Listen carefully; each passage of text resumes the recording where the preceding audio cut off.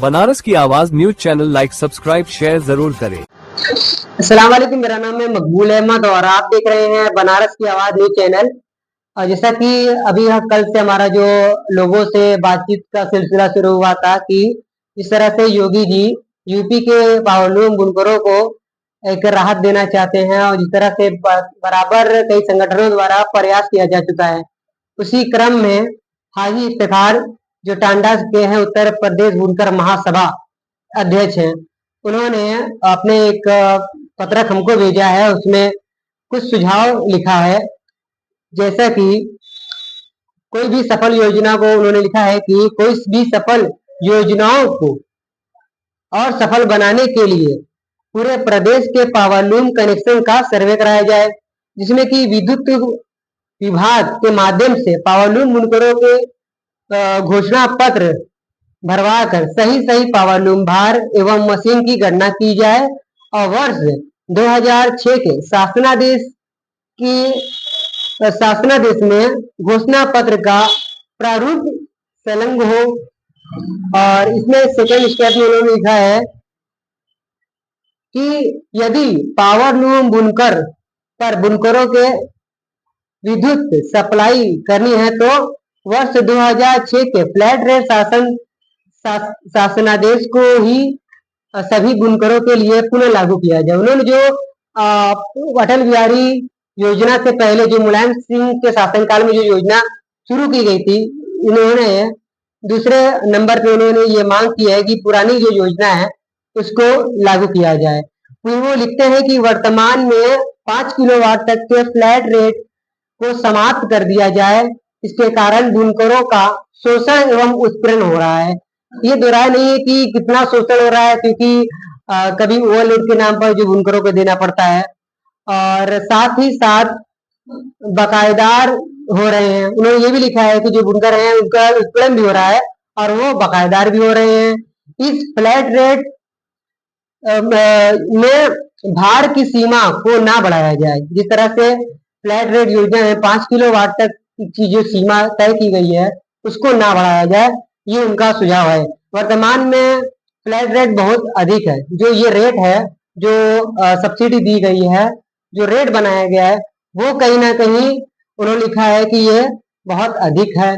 उन्होंने सुझाव नंबर 4 पर लिखा है 5 किलोवाट तक के ऊपर पावरलूम कनेक्शन पर छूट 700 रुपया प्रति हार्स पावर प्रति माह को बढ़ाया जाए और भार सीमा कम से कम 25 किलोवाट तक रखा जाए। ये योजना बेहतर है, इससे विद्युत विभाग चोरी भी रुकेगी और साथ ही साथ बुनकरों का शोषण एवं उत्पीड़न भी रुकेगा। इसमें सभी प्रकार की मशीनरी शामिल हो जाएगी। उन्होंने ये भी लिखा है कि तमाम तरह की मशीनें भी आ जाएंगी और जो भार है वो कैसे बढ़ जाएगा, तो कहीं ना कहीं सभी का जो है जो शोषण हो रहा है वो रुक जाएगा। उन्होंने 5वें सुझाव में लिखा है कि समस्त पावरलूम बुनकरों को विद्युत बिल की एक ही श्रेणी LMV 6 में रखा जाए, क्योंकि MLV 2 का रेट अधिक है।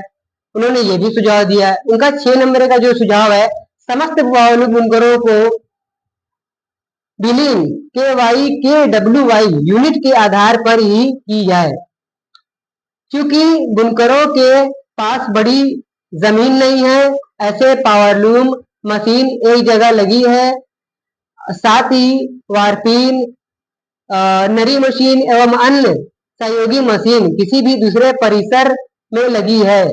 ऐसे में यदि किसी परिसर में केवल सहयोगी मशीनें लगी हुई है तो उसमें पावरलूम कनेक्शन दिया जाए।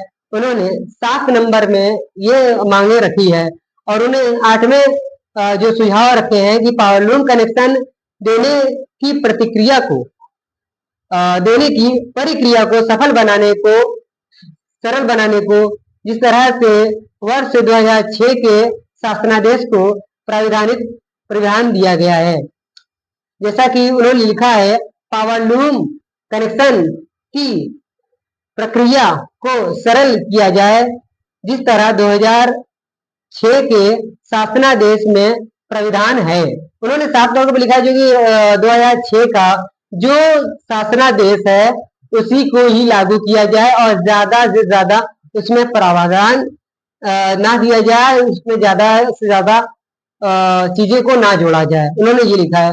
उन्होंने 8 नंबर का सुझाव ये दिया। उसके बाद उन्होंने 9 नंबर में कहा है कि जो भी योजना बनाई जाए वो हार्स पावर के आधार पर बनाई जाए, ना कि पावरलूम मशीनों की साइज पर, क्योंकि एक विद्युत मीटर में जितना भार चलेगा वो दर्शाता है।